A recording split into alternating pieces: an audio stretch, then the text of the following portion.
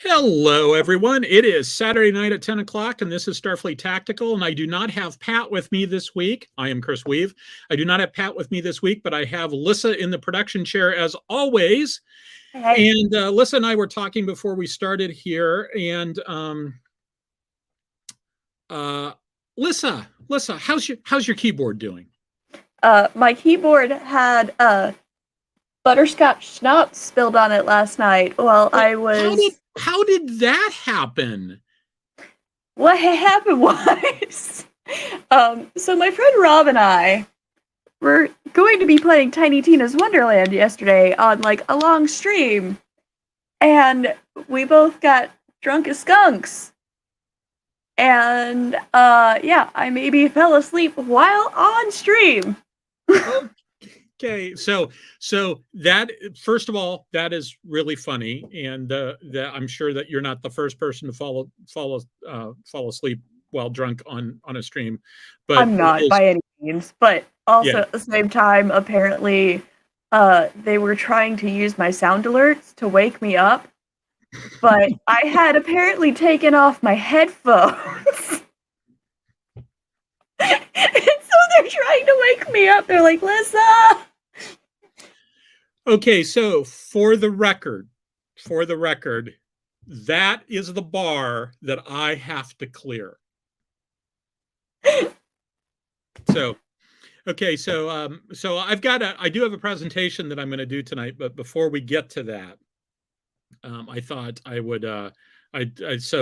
This all started off with me asking Lissa, "Hey, what have you done in the last 24 hours, etc." Got And she drunk. started to tell me the story, and I said, "No, save that for the air. Tell me on the air."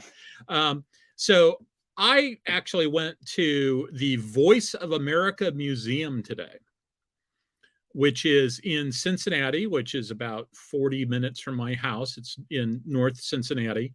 And it's where the Voice of America, the original Voice of America transmitter was.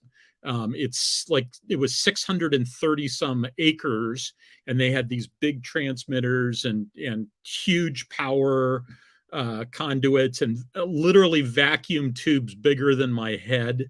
And there's a nifty little museum down there that's run by volunteers, and it was really pretty cool. We had a tour guide who took us, just me and my buddies Van Sigling and Merle Robinson. Merle's probably going to show up on the show at some point. Van, who knows, maybe Van will too.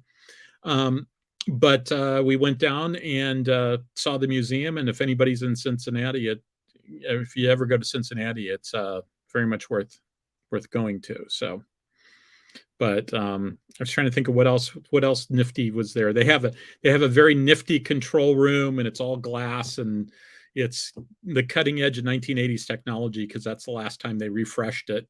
Um, but it's got all the transmitter equipment there, and they would do all the switching to get the signal to a particular transmitter. All that switching took place manually, and because instead of using wires to take the signal, they had copper pipes that were like this big around, and they were sending the signal down copper pipes, and they would like physically have to take this piece of wood and shove it to make the connection happen, because these are megawatt transmitters that they're using at the end, and it was really pretty impressive. So it's a nifty. It's not a very big museum, but it's a nifty little museum. So I encourage people to go see it. And it looks like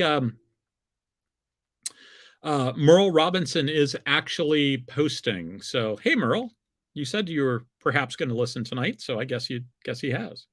So There you go. there we Hello, go. welcome. So. And it looks like he also posted as a national security decision making game too. So he's one of the principals that runs that. So if you've ever been to a game convention and seen the NSDM guys, he's one of the NSDM guys. In fact, that's how Okay. I originally met him. So hello to the usual suspects. Hope you're all doing well this evening. Yeah, Merle commented that he usually lurks, but since he mentioned me, so let me go ahead and bring up the presentation I was going to do. I'm going to do. So All right. And first things first, a few announcements so I don't forget. Still behind in the comments. I was able to get to all the comments last couple of times I've been able to get to them during the show, and I've responded to them. But I haven't gone back to those earlier ones. I do need to do that. Remember, there's the watch along survey. It's in the description for the YouTube video, and my guess is that Alyssa will probably bring it up in just a second as a banner on the bottom, because I know that we did that the last time. So, I haven't looked at it in the last couple of days, but when I did look at it, it looked like there was a few things that people were more interested in, but the most important thing I took away from it was everybody wants to see Battlestar Galactica, so we'll do Battlestar Galactica at some point. We may not start with that because that's like a 5-year series. 4-year series. We may start with something shorter, but we'll definitely do it. There seemed to be one or two that people were much less interested in, but there wasn't any series where people were just like, hell no, we're never going to do that. Under no circumstances do that. The closest we got to that was probably the Orville. So, we may not do the Orville. We may tap into it at some point, but we'll go through and do the other ones. I'm not quite sure where we're going to start yet, but the most important thing I wanted to do was just sort of make sure that there wasn't anything that people were just hard over, totally and completely against, and the Orville's probably the closest to that. So we'll figure it out, and we'll announce next week, and we'll plan to do the first show in May. So for those who weren't here last week, what we're going to do a watch along. So Pat and I will let you know we're going to start a series, and we'll do 5 episodes at a time, and once a month we'll tell you, like, on such and such a date we're going to talk about it. And so the plan will be that I'll tell you at the beginning of April what we're going to do in May. So you got a month to watch 5 episodes of that show. TJ's asking, isn't it important that I say that I don't talk for my employer? It's on the slide. I'm going to get to that. But that is indeed true. I mean, I do not speak for my employer. No Pat next week, if I remember correctly. He's at a game convention this week, and next week I think he's off doing reserve stuff. So if I remember that correctly, so we won't have Pat next week, but we should have him the week after that. I'll give you a heads up that May is going to be a little dodgy for me, and it may be dodgy for Matt or for Pat as well, as a result of May being dodgy for me. I'm usually the one that can be here all the time, but I'm going to be traveling.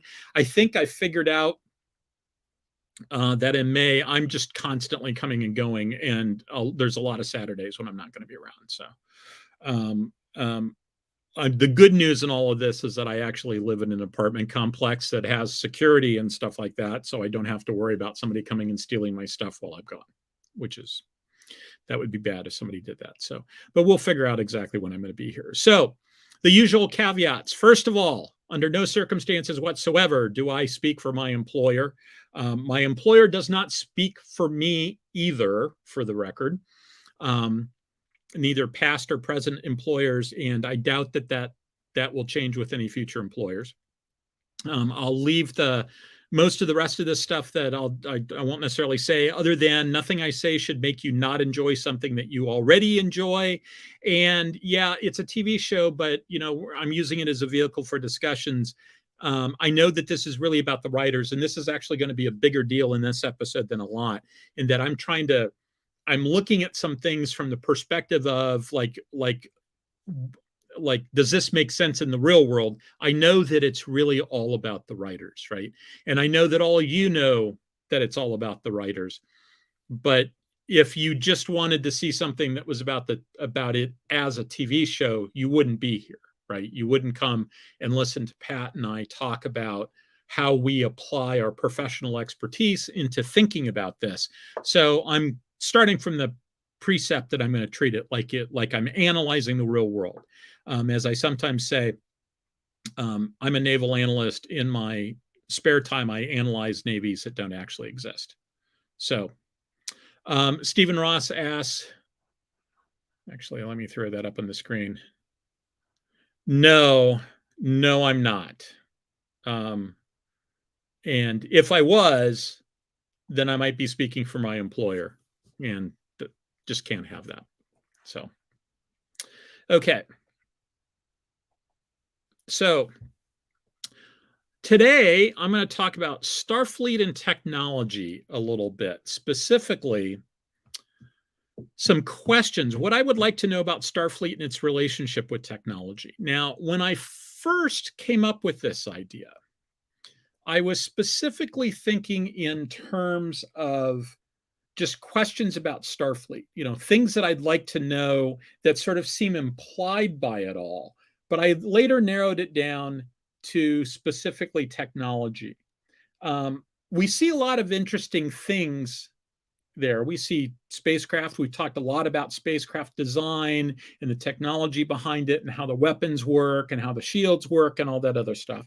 We've talked about some policy stuff, right? We talked about exploration ships and military ships and the implications of that on the ship design, et cetera, et cetera. So we've got a reasonably good handle on a lot of those things and how those things change over time, because they clearly changed over time. Right? Things are clearly different in Kirk's day than they are by the time Next Generation rolls around. And we see lots of strange new worlds. That's fantastic. We see lots of interesting stories. All that stuff is great. But there's a lot of things that we don't see. And some of those things are implied by what we do see. You'd have to have a policy about some of these things, right? There'd have to be an opinion about some of these things, because it would be incredibly inconsistent. You can't do one without the other. So at some point, somebody in Starfleet had to have said, this is how we're going to do this. So I want to look at some of those things. And so why don't we see some of these things? Well, in some cases, it's probably just that it's not important to the story. But I would argue that in a lot of cases, it's that the importance is not recognized, right? It's things that I, as a professional naval analyst who spent a lot of time thinking about science fiction and sort of see some of the things that happens in the real world, like with the U.S. Navy, for instance, and I sort of understand how some of that stuff behind the scenes works. I see the parts that are missing. And they would have to be there. And we see that like a lot, like one instance of that is command and control. I've talked about that a fair amount, right? We see lots of small ship actions, but how do you actually control a big battle for Starfleet? It doesn't really seem like they've got a process for that. They just kind of do it. And there's some things that I would expect to be seeing going on that I don't quite see. So when I first started this talk, I was going to make it a little bit bigger picture, but then there was a few things that I decided that I wanted to get into that I decided that I wasn't going to get into. So the plan for tonight is that I'm going to basically ask a question. I'm going to try to explain why I think that question is important. I'm going to try to explain what I think we know about the answer to that question and what I think that the answer might actually be. In the context of the universe. And then any problems I see with that as an answer. Now, I'll be upfront. This is the product. I've been thinking about this all week, sort of waiting for something to gel. It gelled earlier today, like late last night, earlier today. I went off to the museum. I came back. It was still sort of percolating. I sort of sat down and did the slides very quickly. So first of all, let me just warn you, the slides are going to be boring, right? There's one illustration in all the slides. This isn't a slide deck that's going to have a lot of pretty pictures in it, because I just simply didn't have time for pretty pictures. And there's a few places where I probably could have spent a little bit more time putting words on the screen, etc. But it was one of those things that I was waiting for it to sort of gel. And when it finally did, I just didn't have quite enough time to do it. So a couple of things I didn't include. One is I didn't include the question about the nature of Starfleet. We've talked about that a lot, right? You've all heard me say, those of you who have been here on a regular basis have heard me say that I think that the closest terrestrial model at least the closest American terrestrial model we have to Starfleet, is the United States Coast Guard, in that it has a bunch of different missions. Some of them are military, some of them have to do with other things. And plus it's not even straight stick Coast Guard either. It's got these diplomatic things that get thrown in, and there's some stuff that is more properly the National Oceanographic and Atmospheric Administration and State Department and all this other stuff that gets thrown in on top of it. But the closest I see to the mission of Starfleet is the U.S. Coast Guard, and that they focus on exploration, and when they have to focus on military stuff, they do, and that there's a bunch of officers that primarily think of themselves as military officers, and they're the tactical guys that you send when things go wonky, and you think that phasers and photon torpedoes are going to be the order of the day, but that's how I think it kind of works. But I've talked about that a lot, so I'm not going to go into that. I also originally was thinking in terms of the types of Starfleet doctrine, the sources of doctrine, where does doctrine come from, and why that's important, and stuff like that. So doctrine is basically, in military terms, doctrine is the software, the operating system that a military uses. You can think of tactics and that stuff like that as being sort of the apps that you run on top of that. But the doctrine is sort of like the fundamental truths about how they operate and how they do stuff and how they approach problems, etc. And then the rest of it comes into that. Now, strategy is different. Strategy is about how you achieve your objectives.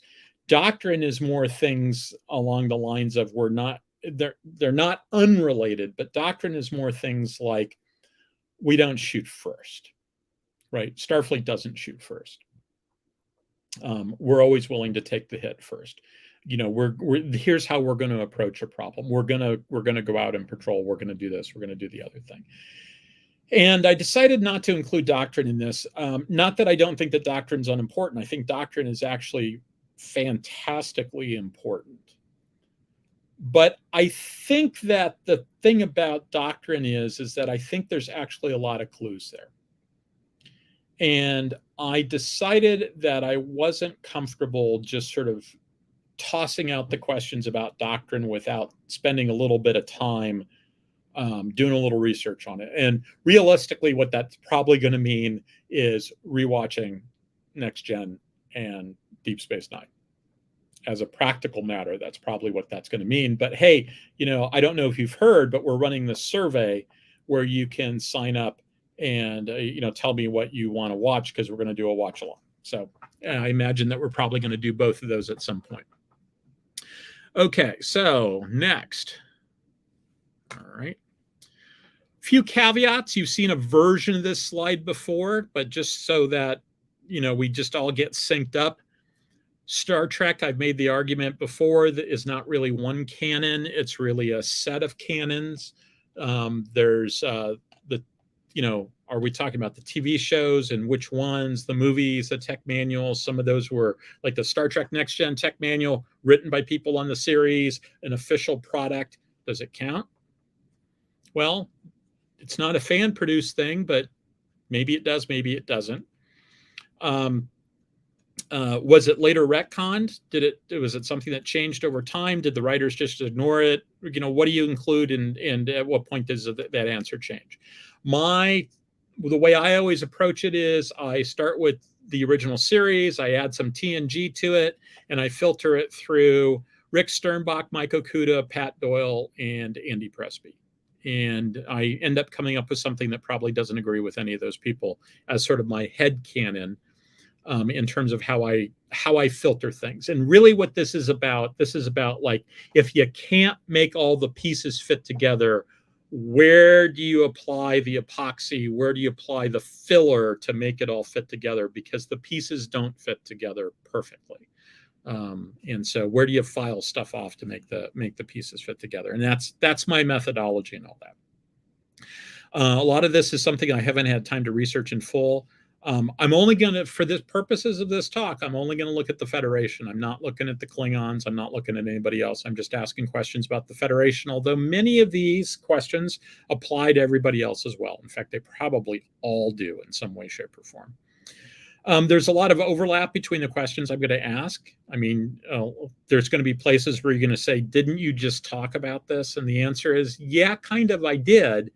But it's a category of questions. And as a result, they share certain elements to them. And finally, I'm going to explicitly ignore something that I'm calling Sigma Canon.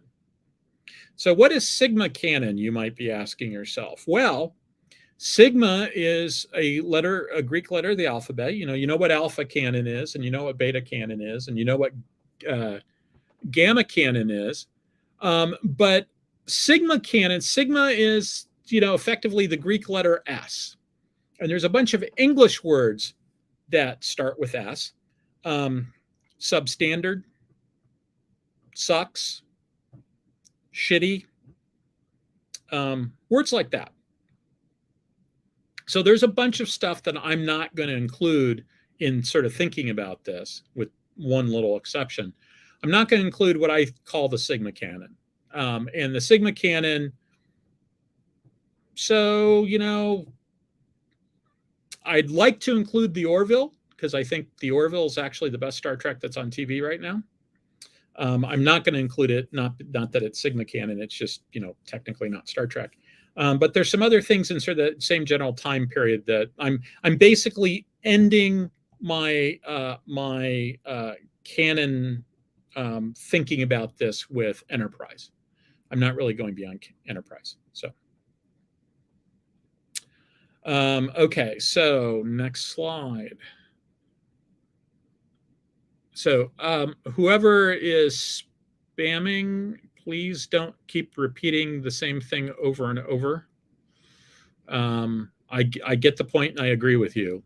Just please don't keep doing it over and over. All right. Next slide. So here's the first question I've got. Where are the long-range probes? Now, when I was talking with Andy Presby about 45 minutes or so ago, an hour ago, something like that, and he said, we see a long-range probe in Voyager. So, and we see references to long-range probes and other stuff, but we don't see, okay, maybe we see one in Voyager, but he said there's an entire Voyager episode based upon this, but we don't see nearly as much stuff like this as we should. We never really see, they should be using long-range probes to do everything. So why do I think that this is important? Is that it's a really big galaxy. And if you have to send a manned ship out to go to every place, there's all sorts of stuff that you're just never going to get to.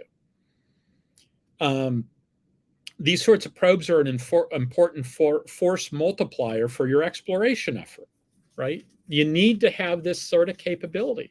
Even on Earth, where we are now, the U.S. Navy, NOAA, other organizations are beginning to have more and more unmanned systems that are just sort of functioning as reconnaissance and surveillance and data gathering platforms, environmental stuff, et cetera, et cetera.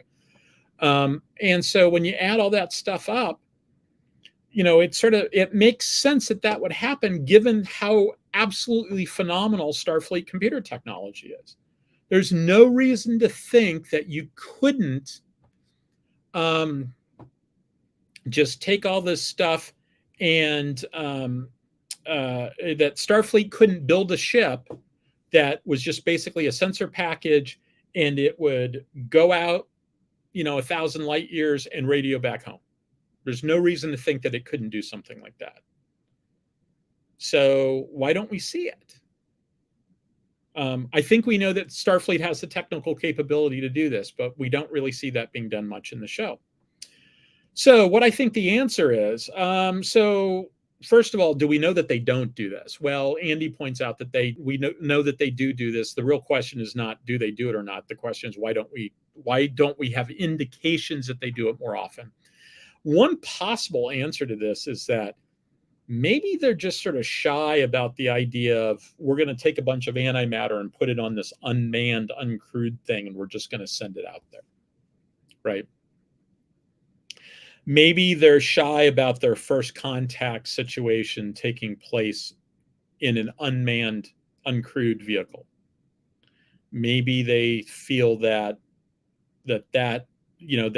that sort of thing looks, if you put people on board, if you put people in harm's way, that it looks less like it's an aggressive move. It looks less hostile. It looks more like they're coming to say hi.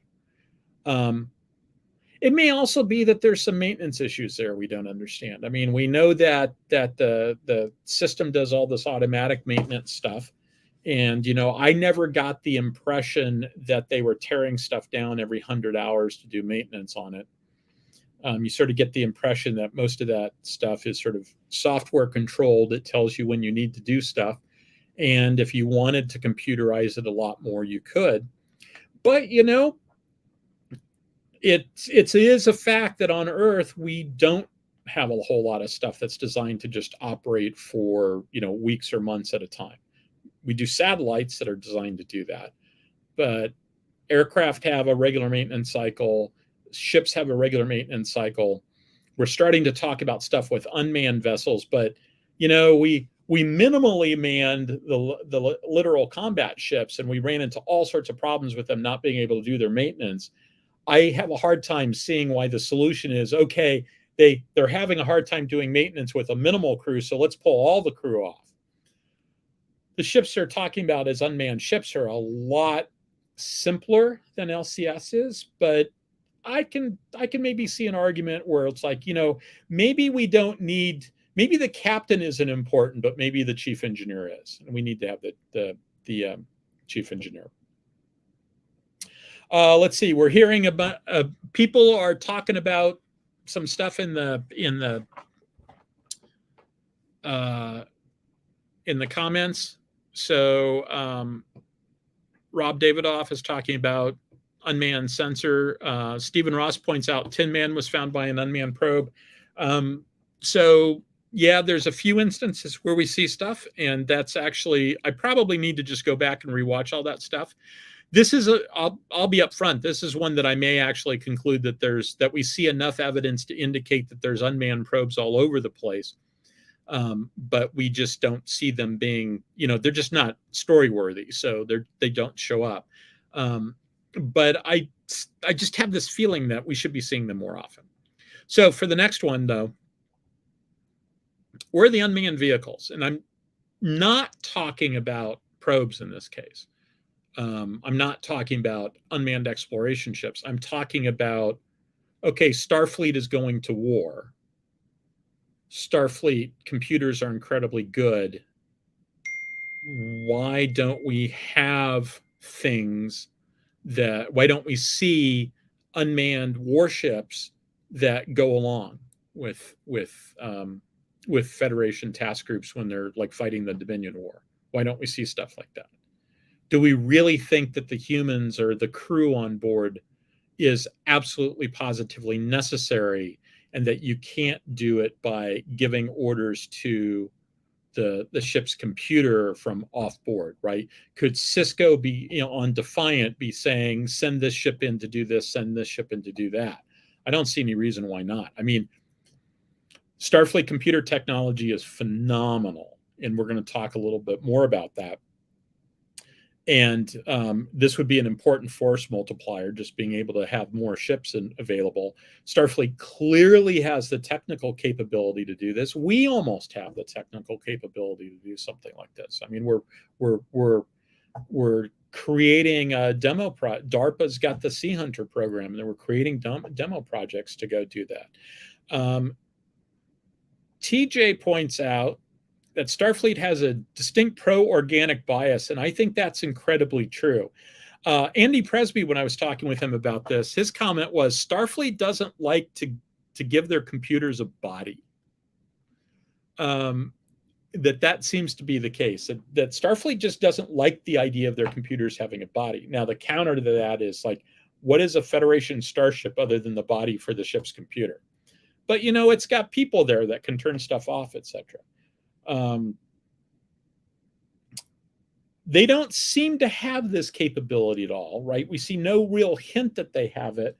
And, maybe this is just all fallout from the M5 incident. They talked about doing this and they had a really bad experience, but they, maybe they decided not to do it. That doesn't ring true for me for a couple of reasons. First of all, it's like, okay, they play with antimatter, right? They're clearly willing to do some things that could be considered to be pretty risky. They're not a society that's afraid of technology. They're a society that if they have a problem with their technology, as a general rule, they fix it, they move on.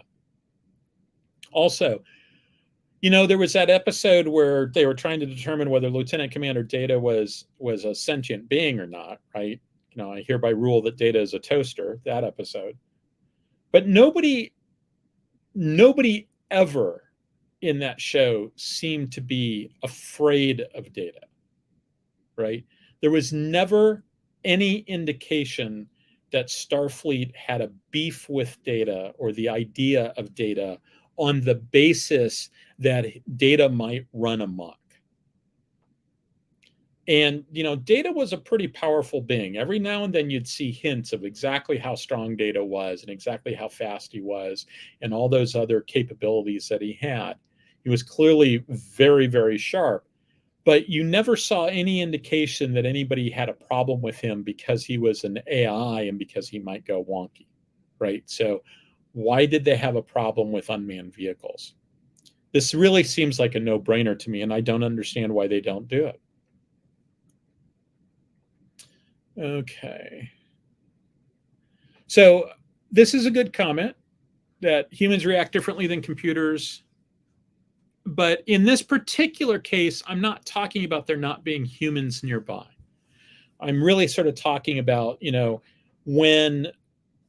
when they go off to fight the Dominion, wouldn't it be useful to have some robot ships along with them so that they're not putting crews at risk for everything? I'm talking about sort of the equivalent of a loyal wingman. It's what the Air Force calls it. I forget what the Navy calls their program, where you're having a unmanned combat vehicle that goes along with them. I'm thinking something more along like that. So, okay, next. So where are the robots? Now, I'm not talking about the androids that we see in sort of Picard, right? I'm not talking about that sort of stuff. Those androids seem to have a lot of, they were closer to being Data in terms of like they had a lot of decision-making capability, etc. I'm not talking about that. I'm talking about Roombas. Why don't we see Roombas? Why don't we see things that are just designed to move stuff around or go and fix this thing or go into this hazardous environment because maybe you don't want to send a person into the room? Why wasn't there a robot? Why did Spock have to go into the reaction chamber and take the hood off and get the radiation exposure? Why'd that have to be Spock? Why couldn't that have been the robot that did that? I don't understand. That doesn't quite make sense to me because Starfleet has this incredible computer technology. They have, they can do incredible things, and we've got the technology to do that now, right? We've got robot police and robots that can carry stuff and robots that can vacuum your yard or vacuum your carpet and wash your floor and mow your yard and all that other stuff. But they don't seem to exist on Starfleet vessels, but we do see a lot of automation on Starfleet vessels, and that's where I think that maybe that's where the answer might be, at least part of the answer, is that we don't see it because a robot is a way of encapsulating a capability that you don't otherwise have a way to encapsulate, right? You need to have a vacuum cleaner to vacuum your carpet. So you build a robot that's a vacuum cleaner and you sort of turn it loose and it vacuums your carpet. Do we think there are vacuum cleaners in this universe? I'm not convinced that there are per se, with tractor beams and force fields and replicators and other more mundane technological options. For all I know, there's electrostatic repulsion, and the computer flips a switch and all the dust particles sort of electrostatically float up into the air, and there's a tractor beam that gathers it all up and whisks it away. So you don't have a robot because you don't need a robot. You don't have a robot because you've got other technologies that deal with that, right? So, okay, another possibility is that they exist in other places. They just don't exist on Federation starships, because a starship has all that capability. Maybe if you go to Earth, maybe Kirk had a robot that vacuumed his apartment or his condo or whatever, wherever it was he lived. Maybe other people have robots that do that sort of stuff, and it's just that you don't see it on Federation starships. So the problem with that, though, is that I can see that inside the ship. I can see that maybe you don't have a Roomba, but it seems to me that there's other situations where I can easily think about, maybe that doesn't make sense. Like, first of all, emergency situations. Maybe Spock doesn't have to go in and fix the thing. Maybe the robot can do that. Or other situations, like I've got this niggling little voice in the back of my head telling me that there was a robot lawnmower at Starfleet Academy. I can't remember if that's there or not, but I have this feeling that we saw one in the background at some place. And so if that's true, okay, some people seem to be telling me that I'm wrong, that TNG had them. So, okay, that's great. I look forward to going back and looking at that stuff. Also, that's a good possibility. That makes sense. I could see that. So, yeah, somebody else said Rosie the robot maid. So yeah, that's kind of what I'm thinking about, is why there wasn't something like that. So maybe it is there and I just missed it. Could be. Okay, what about nanotech? So I said I wasn't going to look at things like Discovery. Of course, in Discovery, we do have nanotech. There is nanotech that shows up, and it does cause all sorts of problems. And so maybe there is a situation there where Starfleet just got really, really paranoid about nanotech. That would also be an indication we know it exists, and but where is it? Well, part of it might just be the problem you run into in the real world, where you do something at the nanoscale, and it's the comment about AI has been that there's been a huge improvement in AI. It's just that anytime AI leads to a huge improvement, it stops being AI. Now it's just computing. And so if that's the case, then okay, maybe this makes sense. Maybe there is nanotech everywhere and we just don't see it, because maybe there's a lot of those things that we see people doing stuff with instruments. Maybe that's nanotech. Maybe there's nanotech involved in that. We just could be that it only takes place in a very controlled environment. And as a result, Geordi's got his nanotech stuff down in engineering. Maybe that's part of how replicators really work. Because replicators, you may recall that when I've talked about replicators in the past, if you look really, really hard at the Star Trek Next Gen Tech Manual, the way that people talk about replicators is not the way they seem to work. Just like transporters, the one sentence explanation that the fan base gives about what replicators are doing doesn't seem to match what we see in Sternbach and Okuda. Yeah, we do see a few instances of nanites. The question is, why aren't they all over? If I remember correctly, the time we see nanites, it's sort of like, oh wow, this is new and different, and it's like, no, it really shouldn't be. It's possible they're just scared of this sort of technology, but once again, I look at it and say they use antimatter. This is not a society that really seems to get scared of technology. The one instance where they've sort of indicated that they're scared of technology is genetic engineering. And that they point to a very specific incident, and B, that's about something that humans are doing to themselves. And I can see why they can say that crosses a line. That crosses a line because people will delude themselves into thinking that that's the right answer. And that's about sort of putting up barriers between people. I'm not sure that the rest of this technology fits in. This is actually a really good comment. Let me put it up. So yeah, I could see that. Maybe that's the case. Maybe this is just a case where nanotech only makes sense in a universe where you don't have replicators. And since you've got replicators, you don't really need to do it. So I could believe that. I could believe that.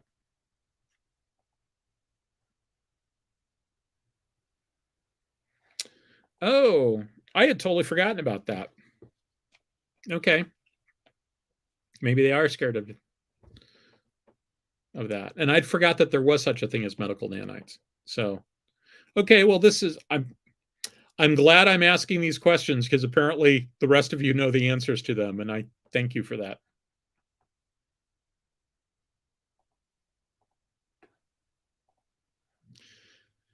Okay, so this is one that I'm pretty sure that we don't know the answer to. And I'll be honest, this is kind of where this really all started for me. And that's because this has to do with some of the reading that I've been doing, mostly for fun. It has some peripheral applications to my day job, but it's mostly for fun. Been doing a lot of reading on the use of AI in combat operations and stuff like that. There's an Australian named Peter Layton who wrote a paper in 2017. I'll try to remember to put the URL in the comment section. He wrote a paper in 2017 for the Australian Defence Ministry that gives various scenarios for using this technology.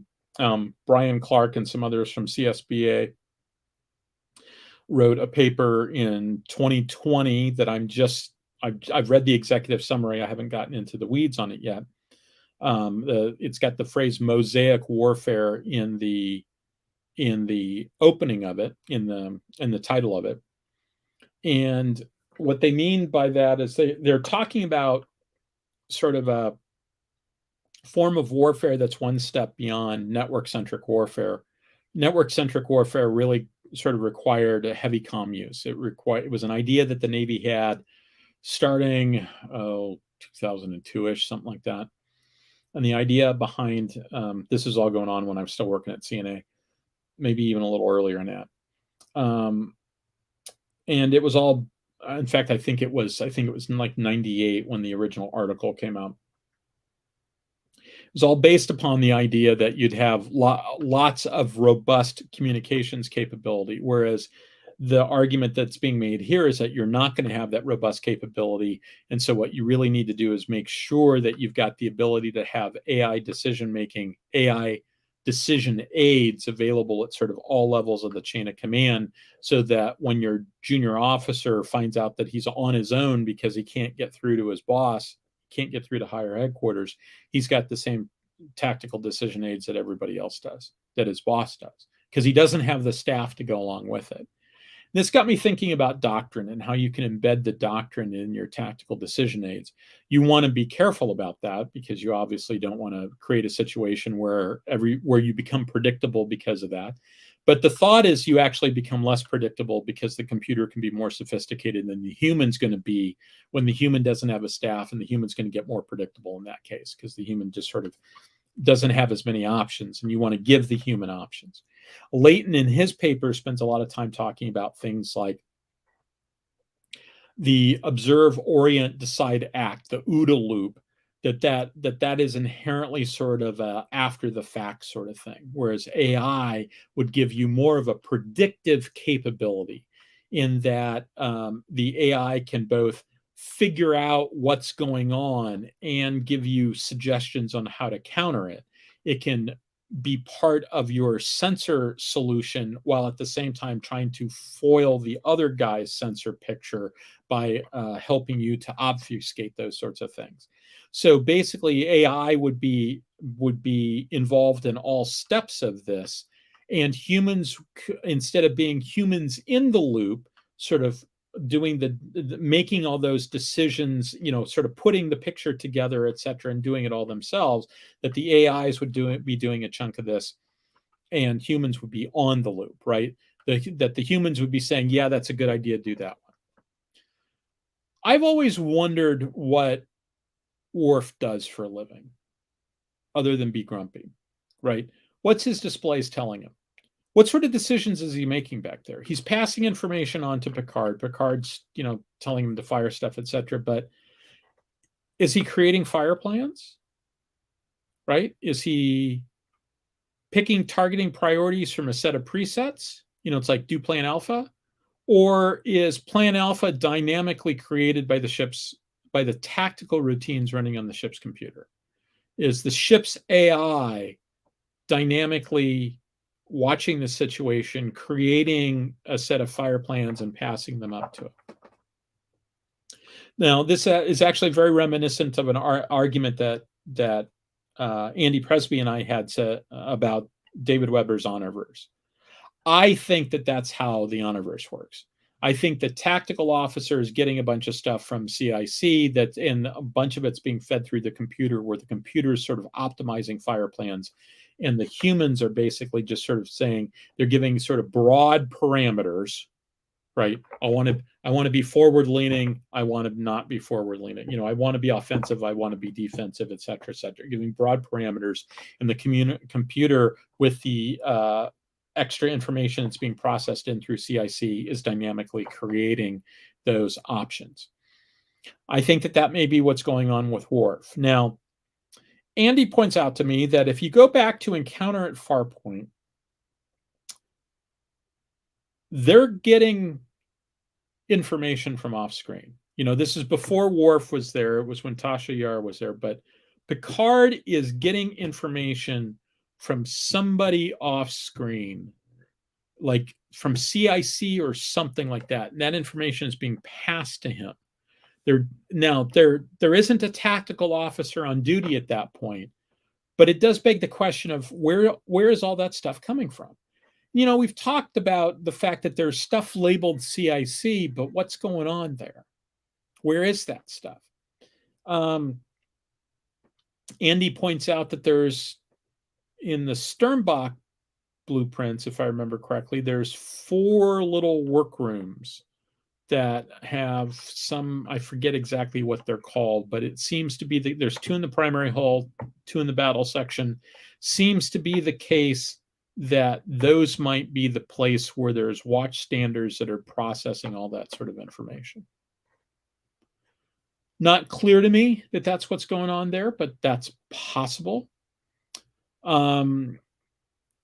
So this man-machine teaming stuff, how exactly are they working with the computer? We have an idea of how Khan and Ops do that thing. The Star Trek Next Generation technical manual talks about it, but we don't really have a good idea of how Tactical does it. Let's see. I think I've said all that, except for the fact that I think it's so subtle that it doesn't show up well, right? I think this is a society that's sort of used to computers providing humans with decision options, and everybody is just going along with it. And so they're not spending a whole lot of time talking about it, just in the same way that people don't spend a whole lot of time talking about telephones. Now, the problem with this answer is that maybe it's a little bit too subtle, right? I don't recall Worf ever giving any indication that he was reading stuff off of a generated list. They never talk about what does the AI program say. There's never really, that's not the kind of conversation they have. So it's either really subtle and they just don't talk about it, or there's a piece that's missing there. And I'm not quite sure what that is yet. Okay. Next slide. And this is my last slide for tonight. So these are the things that I've sort of pulled out of this discussion when I sort of sat back and said, what are the big themes? And one is that there's a lot of interesting things that go along that happen on Federation starships that they're not really talking about. There clearly has to be some things going on behind the scenes that they're just not being discussed. Many, but not all of these things are really in the weeds explanations. So, okay, maybe that's why we don't see them, is because, I think about all this stuff behind the scenes, but that's not the sort of thing that the writers need to think about. That isn't necessarily the sort of thing that all the characters on the screen know that this is going on, and they're not having, as you know, Bob, we're both androids and we need to recharge every 4 hours or we'll die type conversations with each other. So maybe that's part of it. I think, though, that this, if you take it at face value, some of these things imply that the Federation has made some explicit policy decisions that aren't really discussed as such on screen, but they had to have been made. And some of this indicates that the Federation may be in some ways an intensely conservative society, that they aren't particularly forward-leaning when it comes to their computer technology, that they're worried about singularity events of some sort, that they like their computers to be smart but stupid, right? They want them lobotomized. They want them to be able to put information together, but they don't want their computers getting uppity. We see this conservatism like that with genetics, genetic engineering. We don't see it with regard to their attitude towards Commander Data, which makes me question whether that's the case or not, because Commander Data would seem to be the test case for a society that is concerned about sentient AIs. He's exactly the sort of thing that would if that's the thing you're worried about, he's the thing that keeps you up at night. Maybe the right answer is just to sort of, for me anyways, to sort of fix this in headcanon, right? Okay, they do have long-range probes. They just don't talk about them. Just pretend they mentioned the long-range probes. Okay, well, they sort of kind of did in some cases. Pretend that they mentioned the human-machine teaming, because some of this fits in the category of they don't talk about it, but if they did, then the problem would go away. It's like, oh yeah, okay, they are doing that. Okay, problem solved. So maybe the assumption, the plan is to just act as if they did. That having been said, I think that there are places where this breaks down. I don't think you can really sort of fix that when it comes to things like thinking machines, right? If they really are, as I said before, if they're really that worried, Lieutenant Commander Data is just a nightmare for them. And yet nobody seems to be treating him like he's a problem, but the problem isn't sentient AI. The problem is trying to decide whether he's a person or not, or whether he's a toaster. And so that strikes me as being a different kind of problem. So, okay, that's what I've got for this evening. So what I'm going to do is I'm going to go through, I'm going to turn that off, and I'm going to go through comments real quick. I've been trying to catch stuff as it happens, so I'm scrolling back up to the top, and I'm going to scroll down a little bit and see if there's anything that I can answer right now, because then I don't have to go through the comments and post answers to it later. It's good to see everybody. Let's see. Yeah, I get it. Some people think Discovery's not canon.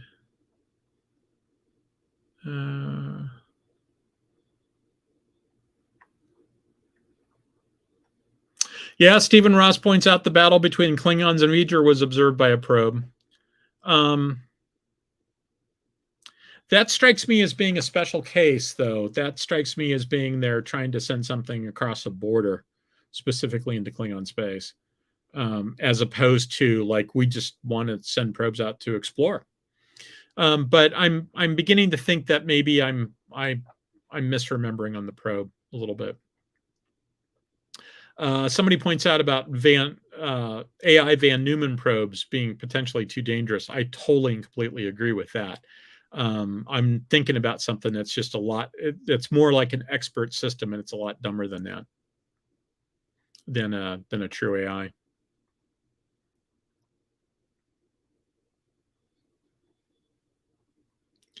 TJ points out Data was in the fleet for longer than Riker at the start of TNG, and he's a rank lower. So, yeah, Data didn't seem to be a real fast burner there. It does seem to be the case of it. Sort of, my guess it's good that he's a machine, because he was going to have to be really patient.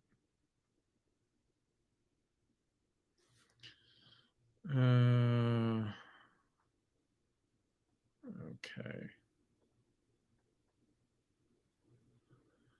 Yeah, Stephen Ross says he thinks M5 turned Starfleet off AI warships. Off a long time ago, though, right? 100+ years. It really makes me wonder.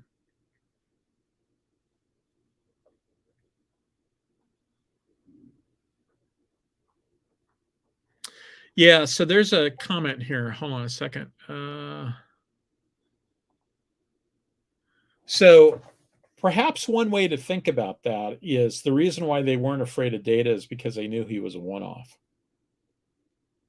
Right? If they don't, if Dr. Sung had left a machine that could just sort of crank out data, that maybe they'd be more concerned. But as it is, he was a one-off, and nobody knew how to make another one. Does lead to some very, very interesting imaginations of high-level Federation policy discussions.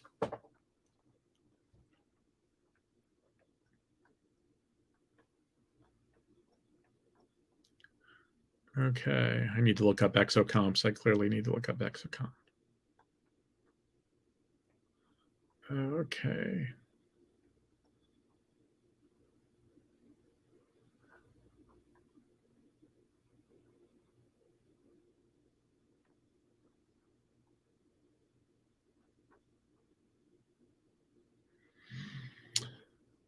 Mystic Spenium design of Enterprise D. I'm not sure what that is. I need to take. Sounds interesting. Need to take a look at it. Thank you very much, Donnie. Okay.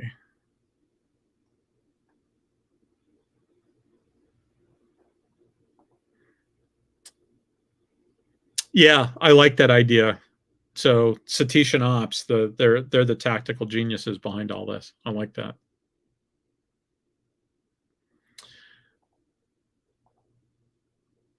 Yeah, that's an interesting thought. Primary phaser control doesn't seem to have the same functions of CIC. Makes me wonder exactly what primary phaser control did. Especially the word primary there. I mean, I could see it as a backup, but it's unclear to me exactly what that was.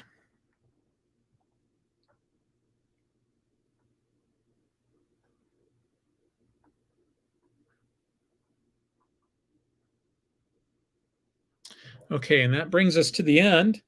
And that also brings us to 10:58 p.m. by my watch, which so you can't see it, but Lissa is giving the 2 thumbs up because Lissa likes it when I don't go on too long.